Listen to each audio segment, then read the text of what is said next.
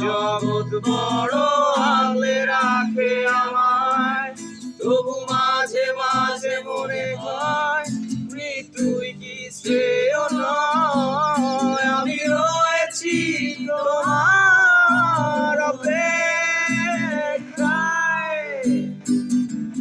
নিকষ কালো এই আধারে স্মৃতিরা সব খেলা করে, রয় শুধু নির্জনতা, নির্জনতায় আমি একা।